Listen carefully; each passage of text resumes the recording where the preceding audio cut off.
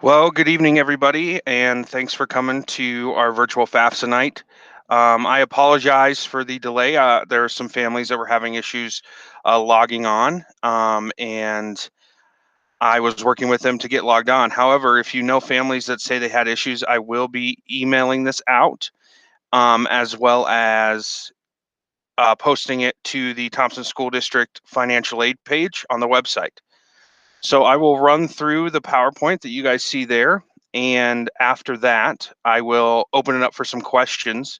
The questions can be asked through that Google form link that was sent out this afternoon with the link to the meeting.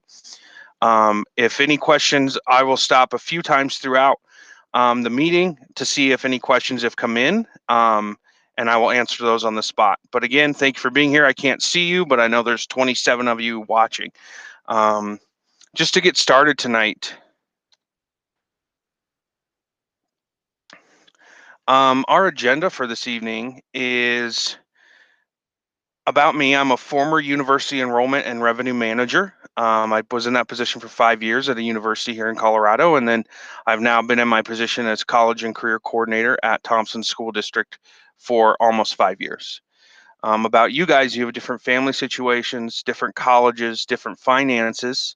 And what will you learn tonight? Types of financial aid and how to apply, information on the actual FAFSA application, and then how schools use that information to award financial aid. And what will you not learn tonight? Your financial aid eligibility or award package, or how to get a free education. I wish that I could give you that free education that so many of us desire and want, but I don't have the resources to do that. So what is financial aid? So there's different types of financial aid that we're going to talk about tonight. Remember, scholarships are from a university or an outside entity, which is like a different outside group from the university that awards the scholarships. There's grants, which are federal, state, or institutional. And when I say institutional, that's whatever post-secondary place that you end up going or being a part of. Work study is funded by the federal, state, or institutional. Student loans are federal, and there's subsidized and unsubsidized student loans, and we'll talk about that later. Or there's also private loans as well. Parent loans are a federal Parent Plus loan, and we'll talk about that, or it's a private financial institutions. Financial aid tracks almost everything that doesn't come out from a personal bank account or educational savings account. Who can receive financial aid? They must have a valid Social Security number matching their name and date of birth. They may not be in default on federal loans or overpayment on federal grants or loans. And when you get the loans, you have to be making what they call satisfactory academic progress at the institution, which means you're continuing to make progress. You're not being held back years, so on and so forth. You must be enrolled in an eligible program of study and pursuing a degree certificate or recognized credential. You must be a U.S. citizen or eligible non-citizen, a permanent resident who has registered with the Selective Service if you're born male. Obviously, if a student's under 17, that doesn't apply to them. State aid is generally awarded to the same population of students as federal aid, who also are residents of the state where they attend in college. So let's say you're going to CSU, you'll both get Colorado money in state aid, and you'll also get federal aid as well. And then institutional aid and independent scholarships may have their own requirements. So you definitely want to check with your college you're going to or post-secondary institution, as well as the scholarship provider, to make sure that you're meeting all the requirements that they need you to meet. How do I get financial aid? Well, it's a every year thing. It's free at FAFSA.gov or FAFSA.ed.gov. You can do it from your smartphone even. They have an app. It's really cool. It doesn't cost anything to apply. It's free. When I was in the college admissions recruitment department, we would have families that say, hey, we're not going to do the FAFSA. And I would say, fine, but just be prepared to write a $35,000 check for your education. Because at the institution I was working at was private, it was very expensive, and we use financial aid to help students. So I always tell families that if they don't want to fill out the FAFSA, that's okay. but we won't have any information on your financial stability so that we can help you out. The FAFSA becomes available October 1st for financial aid beginning July 1st. If you're starting college in fall of 2021, the FAFSA opened up October 1st, 2020 for free. Prior year data will be requested, which means they ask 2 years ago for your taxes. So 2018 tax data is requested for 2021 years. Submit your FAFSA as early as possible to ensure your schools receive it by their priority deadline. A lot of schools have priority deadline, but they're mostly highly selective institutions. Check with each school to find out their deadline. Use estimated income if necessary to meet this deadline. You can make changes later for free. So that's always good to remember, that if you don't have your taxes from 2018 or they're being worked on or something like that because you own a business, that if you use estimated numbers, that's okay, because you can go back and fix it later. So once you send it, it's not finalized. There's always usually an opportunity to fix it if something's mistyped or wrong or whatever. Your FAFSA can go to as many as 10 schools at a time for free. And again, did I mention it's free? Everybody should do it. So filling out the FAFSA, it's highly recommended that the student and their parent fill out the FAFSA together. Most of the FAFSA is asking questions of the student. If only the parent fills it out, many times they answer the questions for themselves and not the student. When it comes time for parent information, the questions are asked of the custodial parent.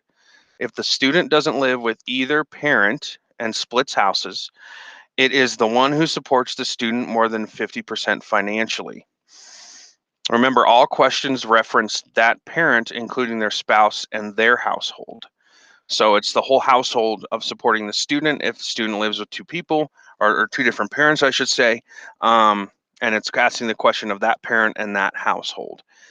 At the same time, if both of you support your student 50-50, whatever that looks like, I always say go with the parent who has the least money on their taxes, because then you'll be able to qualify for more aid in the end. Both the student and parent, this is really important, both the student and parent will sign the FAFSA using the FSA ID and password. And this is the first step to completing your FAFSA, guys. You have to get an FSA ID, a federal username and password. The student and the parent both need this. And it's pretty detailed in how it has to be done. And it takes about 30 to 45 minutes just to do this part. It's one of the most frustrating parts, just to get it done and over with. And remember, this is the FSA ID you're going to use for 4 years or 8 years if you go on to graduate school. This is the FSA ID you're going to use, so don't lose it. Make it so you can remember it and put it in a safe place, because getting it reset is harder than even making it, I promise you. So this has to be done first. Both the student and the parent need an FSA ID. So the FAFSA sections, these are the sections on the FAFSA. Step 1 is personal information about the student. Step 2, the student income information about the student. If the student worked at all in the year 2018, list the income, even if they won't be filing taxes. It helps to show that the student worked. Step 3 is dependency questions. This is where student is determined if parental information is required on the FAFSA. Students should read these questions carefully. They pertain to the student only. This is really only in a case where possibly a student is, one, legally emancipated, and they don't have any contact with their parents, or number 2, a student has lost both their parents and is living with somebody else. So that's the point of this piece. But 95% of the time, it's only pertains if a student is legally emancipated. There's very few cases in where a student may be living with an aunt or an uncle where it even qualifies. So just read it carefully. Like I said, 98% of the time, it's only if the student is legally emancipated. Step 4 is asking parent information. Parent personal and income information. They're asking for your 2018 tax returns. Marital status is of the custodial parent. So if his parent has sole custody of the child, that's the marital status that listed, not necessarily of the biological parent or parents. Remaining questions are for the parent's household, including their spouse. Like I said earlier, use estimated tax information if needed.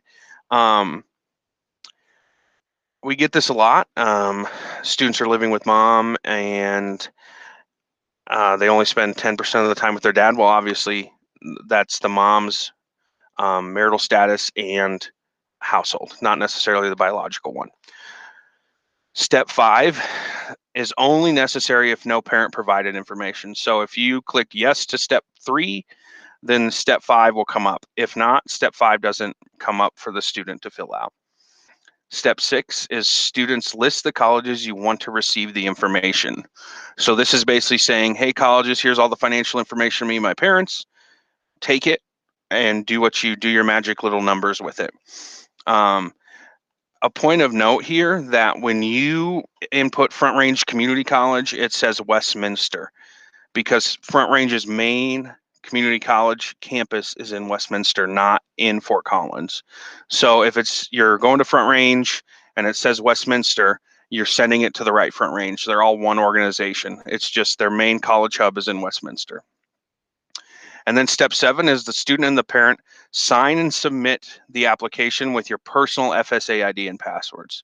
So like I said, everybody, the first step is getting that FSA ID and passwords so that you can then go and fill out the FAFSA and then sign at the end and be done with it. If you fill out the FAFSA and you get to the end, then you got to go back and do the FSA ID.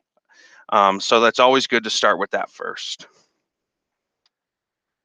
I'm going to pause here. I'm going to check the Google form to see if there's any questions. I'll give you guys about a minute or two to send in some questions if you have it about that first part, and then we'll talk about some more about common FAFSA mistakes and then what the colleges do with your information. So I'll give you a couple minutes. I'm going to mute my camera and microphone, and I will check the Google form.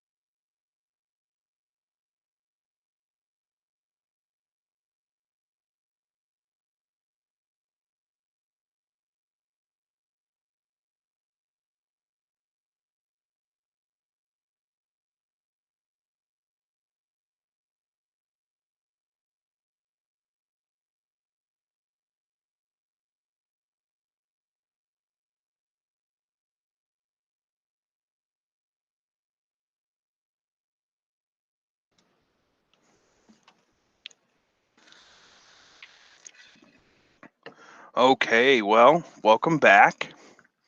A couple good questions come in, and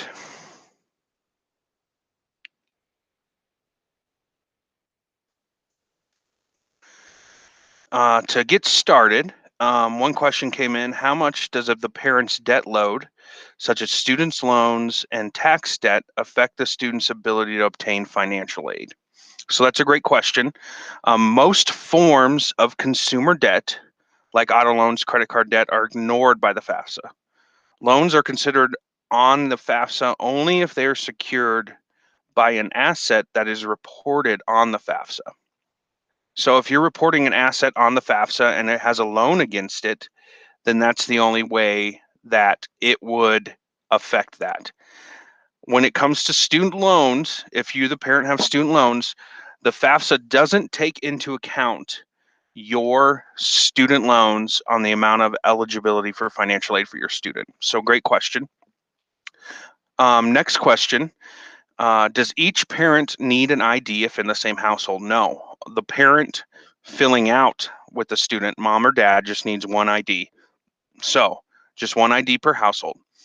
If my son graduates in 2022, this isn't done until October 2021.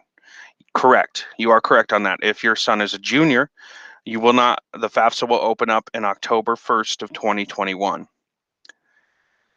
And then the last question, and then we'll continue on with the presentation. Can one apply for FAFSA, but only take advantage of the grants and scholarships?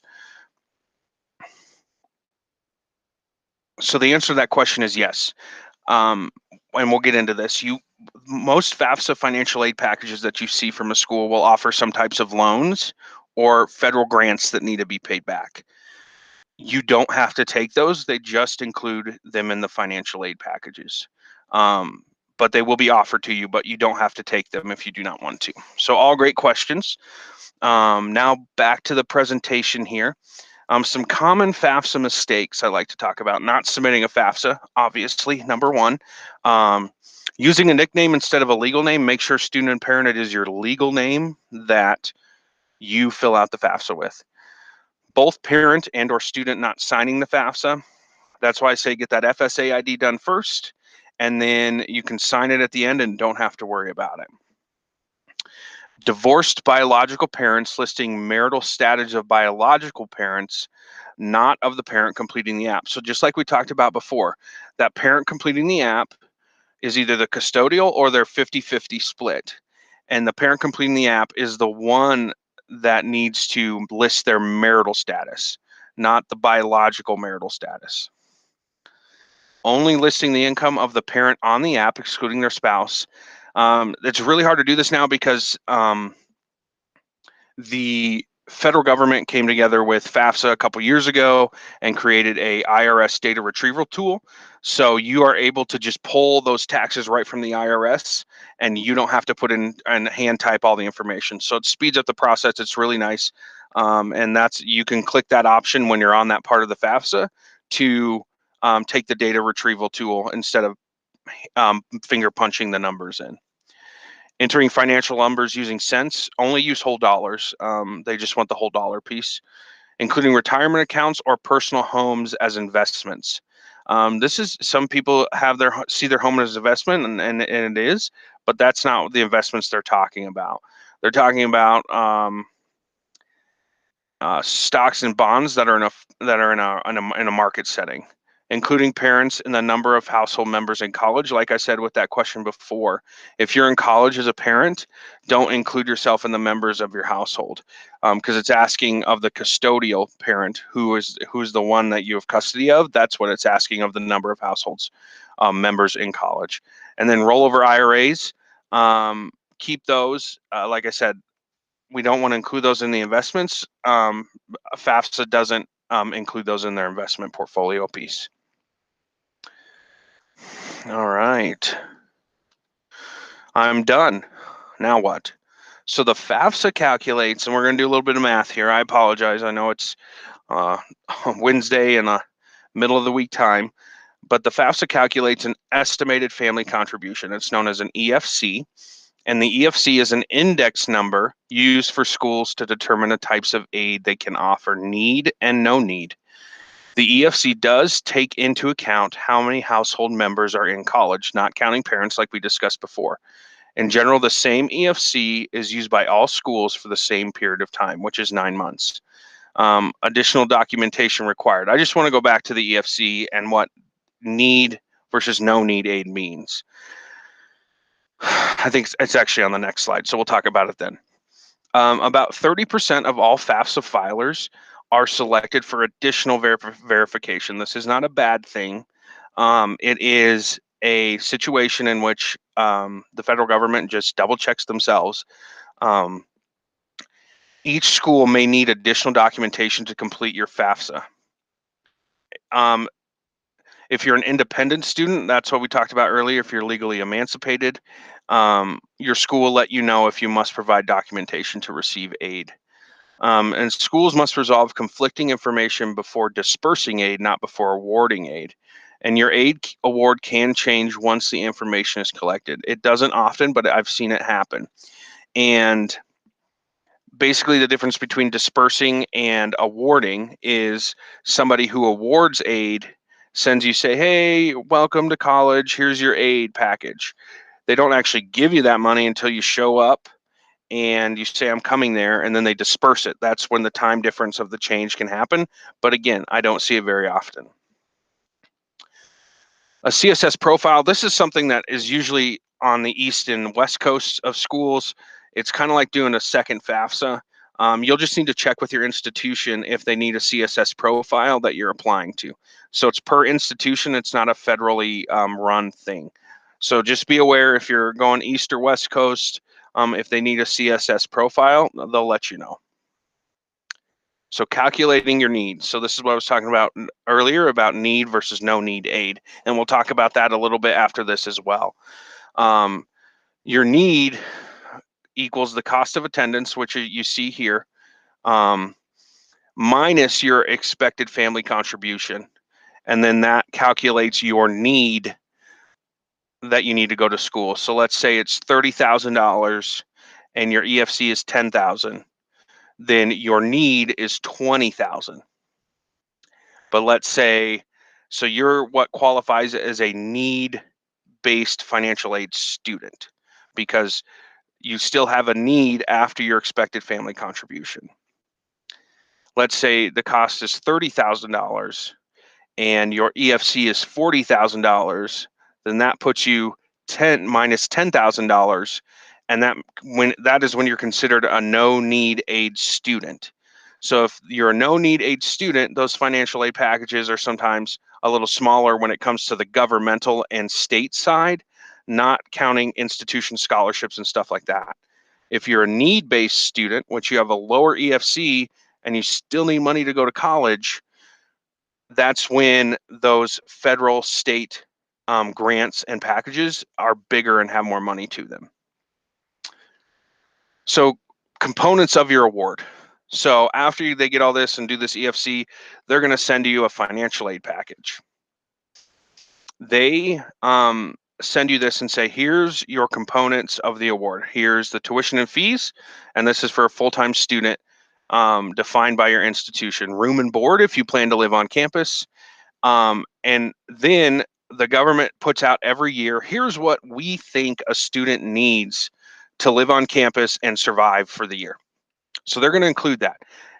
But be sure to know that that doesn't mean that you have to apply for that much money in a loan or give that much money to your student to live on campus. So they include books and supplies, an estimate for the year, transportation, allowance for getting around campus. It's not a car payment, personal expenses, pizza and shampoo money. I mean, whatever you're going to need when you're in college, and then loan fees, and it's average for regular borrowing. These components are generally used to determine financial aid need. So this is the total cost of attendance in that chart we talked about earlier. All these pieces are in it. So when you're thinking about it, make sure that you know that from books and supplies down to personal expenses, that is a number that the federal government says they think that you need, but you don't have to take all that money. Some of these can be adjusted and others must be changed as circumstances change. One question I do get a lot is, well, in 2018, I had another job and I made a lot of money. Now in 2020, I am out of work and on unemployment. How do they do that? Great question. First of all, submit your FAFSA with your 2018 taxes. When you get your financial aid package back and it shows that 2018 job you were in, call the financial aid office at the institution and say, hey, my circumstances have changed. Here's what's going on now. What can we do to make sure that my student gets the right amount of financial aid for the situation that we're in now, not the situation we were in 2 years ago? So keep that in mind. Financial aid offices are huge, huge helps for students. Components of your award. So this is for a need-based student. So this is coming back and saying, okay, we have a student who the cost of attendance is 30, their EFC was 40, so their need is negative 10,000. So all grants are need-based. So Pell grants, federal SEOG grants, state grants, and institutional grants. That's why I said usually a need-based student will get less of those federally based grants because they are need-based. They deter, hey, I need X amount, the student needs X amount, so the student gets more, the student gets less. So those are usually smaller in a need-based situation. Work study, not necessarily study at work. This is money that the student can earn for hours worked in an on-campus job that does not have to be repaid. This is not a good way to pay for tuition just because a student may in the beginning of the semester be working 30 hours a week in the cafeteria, but when it comes down to finals week, they're working 5 hours a week in the cafeteria. I would say most institutions have anywhere between 600 on-campus jobs. Big schools like CSU may have 1,000 on-campus jobs. You'll just have to ask your financial aid about where they can apply for work study and what options they have on campus. Coming back to the subsidized and unsubsidized loans that we talked about, undergraduate federal student loan, it's a direct loan and interest accrues at the same rate as an unsubsidized loan, but the government subsidizes or pays the interest while the student is in school at least half time. And the loan is limited by the student's grade level. Repayment begins 6 months after a student graduates or enrolled less than half time. So basically, a subsidized loan is the government pays for the interest while the student is in school at least 6 credits. So a full credit load is determined at 12 credits. And then repayment begins 6 months after student graduates or is enrolled less than half time. Excuse me. And scholarships count towards need, not the EFC. So that's important to remember. Going back to that chart, I know more math, I apologize. You have your $40,000 school and your EFC is 30,000, so your need is 10,000. So when they give you scholarships, they bring that need down. So now you have $5,000 in scholarships. Now your need's only $5,000. So that's how that works. Components of your award, if you're in a need-based situation, when you need money, that's how that works. In a no-need aid, which is when you're minus 10,000, I spoke wrong earlier. When you're minus 10,000, scholarships are awarded based on merit, which means that you have a 4.0 and a 1,200 on the SAT. Okay, what scholarship do you get on your merit? And they're not necessarily based on need-based, but they can count against your need. So like I said, those scholarships go towards your need to make it smaller or bigger in this instance. Like I said, if you had $30,000 school, $40,000 EFC, your need is minus 10,000, and then you get a $5,000 scholarship. Well, now your need is minus 15,000. And this type of loan is an unsubsidized loan. It's a direct loan and accrues interest at the same rate as a subsidized loan, but the interest begins accruing on the dispersed amount as soon as the disbursement is made. So as soon as you say, yes, I'm going to take this $5,000 for a subsidized loan, as soon as that $5,000 is given to you, interest starts to accrue. The government does not pay for the subsidy or the interest while you're in school. Parent Plus loans are credit-based federal loans made to a parent of a dependent undergraduate student. The interest rate is fixed by the government each year. The amount is limited by the student's cost of attendance minus other aids. So basically all that says is, oh, the school's $20,000, we're not going to give you a $40,000 Parent Plus loan. Repayment begins when the loan is fully dispersed, but can be deferred until the student is enrolled less than half time. For loan interest rates and origination fees and loan limits, go to the studentloans.gov. That's where they'll have all the information on what interest rates for the 21-22 school year will be. Filling the gap. So when you say, oh, I got all the stuff, all my scholarships, great, I got 10,000 here, but I still need 10 more thousand to cover the costs, and I don't want to take out a Parent Plus loan. A Parent Plus loan, I should say, is credit-based. So you do have to have your credit score checked, and a private loan is also credit-based as well. Scholarships apply to anything you can find and keep looking on a weekly basis. Do not pay for applications or give anyone your bank account or credit card. So there's a couple places that I would tell you are the best, what I think are the best. Some other people have other opinions, and that's okay. There is a website called fastweb.com, FASTWB.com. And this is one of the most comprehensive online scholarship databases that I have found. Basically, the student logs on and creates an account, and then they put in all their personal information, like what ethnicity they are, where they grew up, blah, blah, blah, first generation. And they put all their demographic information into FastWeb. Then FastWeb will email the student a scholarship that they can apply for based on that information. I will warn you, it's overwhelming at first because the government estimates that there's $3 trillion every year that go unclaimed in scholarships in the United States. That's a lot of money.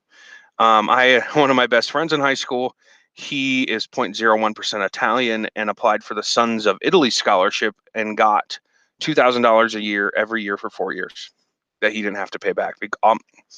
And he got it because he was the only person who applied.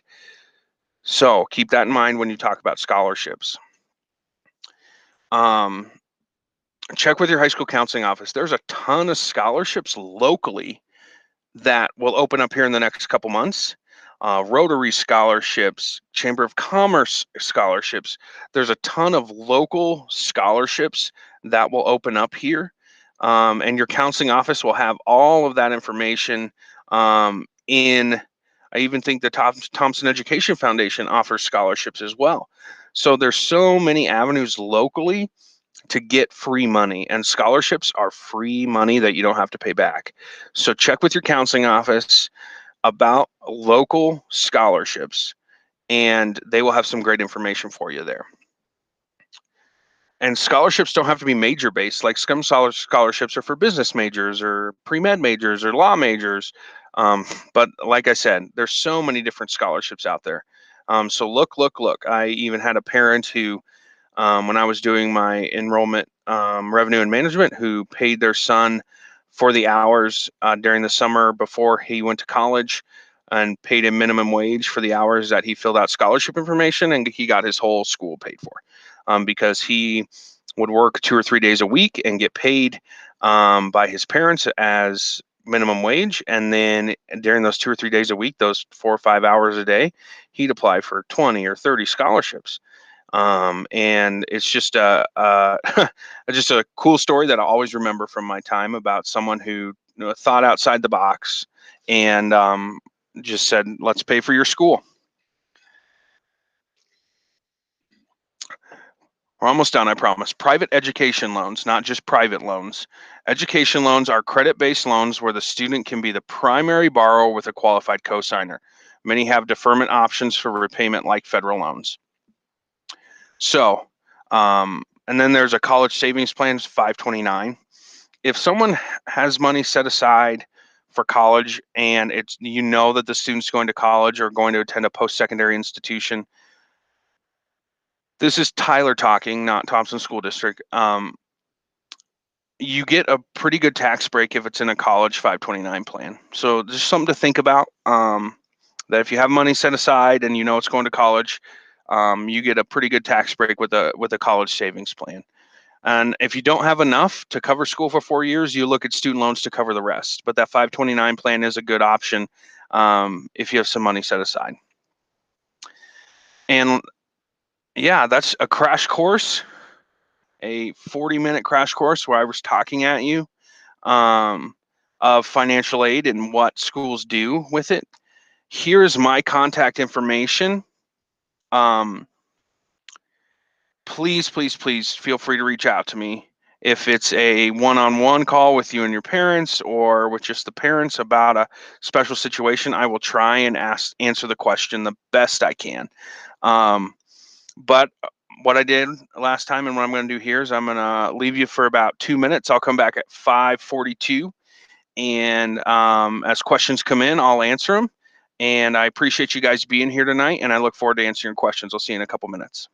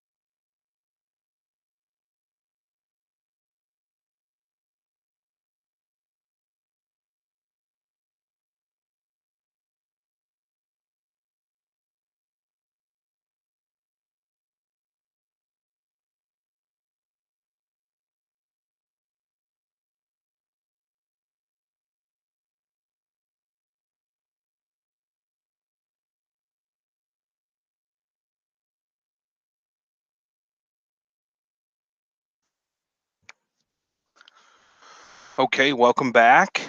Thank you guys so much for your questions. To begin, we got a question about if a student does not complete college and has bad grades and got financial aid and then had bad grades and failed out of college, how long does it take for that student to regain financial eligibility? And to my best of knowledge, the student will have to get good grades to show FAFSA that they're making satisfactory academic progress. Now, I will state that with COVID, everything through the federal government takes 18 times longer than you want it to. But for this next semester, if the student is going to apply for FAFSA, I would apply and see what happens for this semester. Or I would reach out to the financial aid office that they're at and ask for their advice. And then I would reach back out to FAFSA if anything was sent to them or anything like that. I would reach back out to FAFSA to see what the holdup is, what the time frame is. That's my best advice. My second best advice is to call the financial aid office at the institution that you're thinking about going to or attend, and have them help you with the process as well, because they are great resources. So those are my two thoughts towards that. I hope that helps answer your question a little bit and give you some direction. Where can we get the presentation video or PowerPoint slides? So great question. I am going to show you on the Thompson School District website where you can get this. So if you go up here to students or parents, and there's a getting ready for college tab, and it has all these things on the right here. You just want to click on the FAFSA, the federal aid one, and the video will be right there. And I will also, for anyone that needs it, send the PowerPoint slides to them and post them on the website. So I hope that helps in your thinking there about where this will be. But I will get this downloaded and trimmed up a little bit, and then post it probably sometime tomorrow, as well as a link to the PowerPoint. And one last question we have here: do 529 accounts count as an investment on the FAFSA? As far as I know, they do not, because that is a college savings account. Even though it's investment into college, it's considered a college savings account. So they don't count towards, from my understanding, as an investment on the FAFSA. And then the second question is, can you remind me what the benefit of completing a FAFSA is if you don't have financial needs? Great question. If you do not have any financial needs and you have plans to pay for college out of pocket 100% for room and board and tuition and everything else, the only benefit would be is if for some reason you think you may need financial assistance in the future. Because a school, if they don't have your FAFSA information, cannot help you if financial aid is ever needed in the future. And this may be a yearly decision you make, whether you're going to fill it out for freshman or sophomore, junior, senior year. So that would be my only thought process there, is if you ever think that you may need financial aid eligibility or help from the institution or the government in the future, as far as federal and state grants go, then that's when I would fill out the FAFSA. Let me see if any more have come in.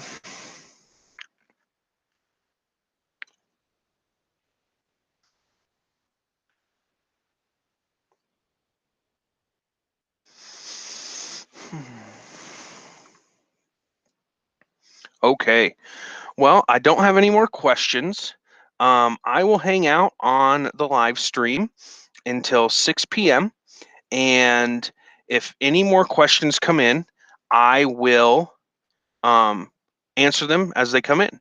But thank you guys so much for being here. I really appreciate your time and you taking the time out of this Wednesday night to learn a little bit about FAFSA and post-secondary education. Like I said, I will stay on until 6 p.m. and answer any more questions that come in. But you're free to go if you have no more questions. If not, hang out, put a question in, and I'll answer it. I'm also going to put my contact information back up for anyone that needs it.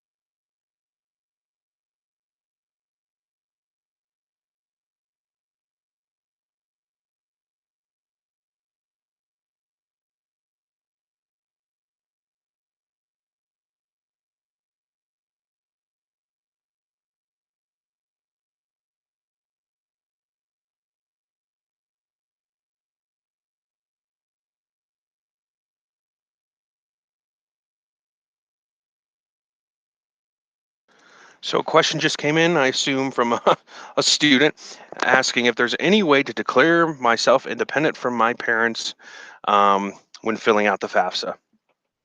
The answer to that is the only way is to become legally emancipated from your parents. And I would not recommend going that route unless you have a certain situation. And I would reach out to your counselor just to talk more about that.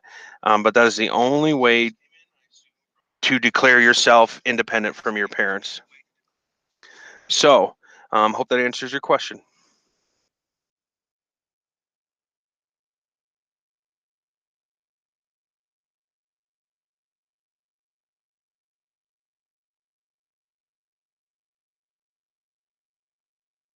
One question came in. It asks if you have two students in college at the same time, does FAFSA take that into account? Yes, they do. They do look at the number of students in your household in college at the same time and take that into account when awarding aid.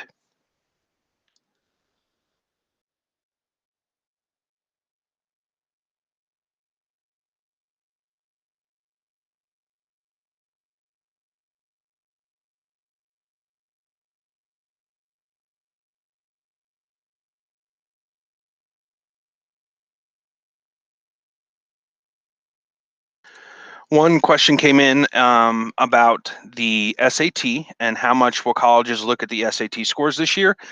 Because of the pandemic, how much lower will kids' scores be because of that pandemic? So I can only answer that with it's going to really depend on the institution.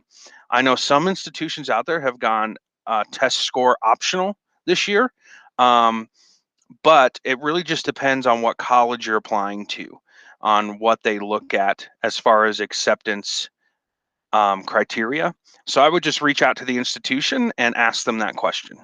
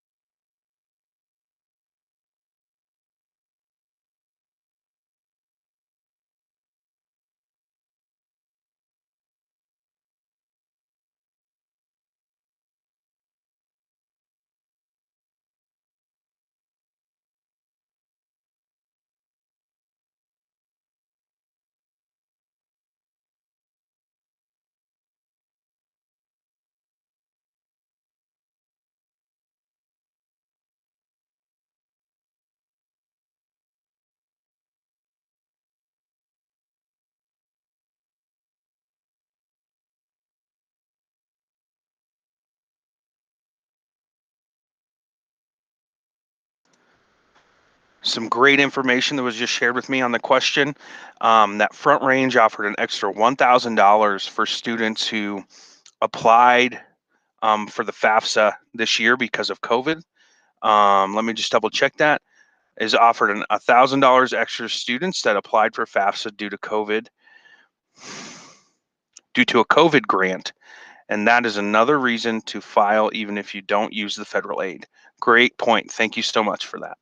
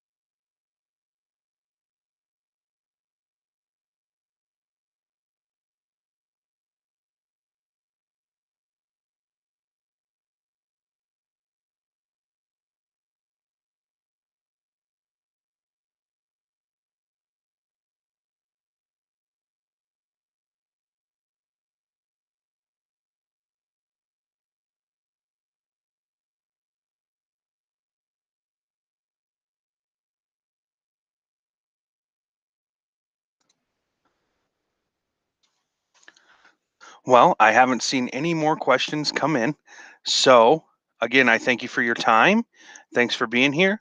And I'll end the live stream. Thank you so much. Have a great evening. Bye now.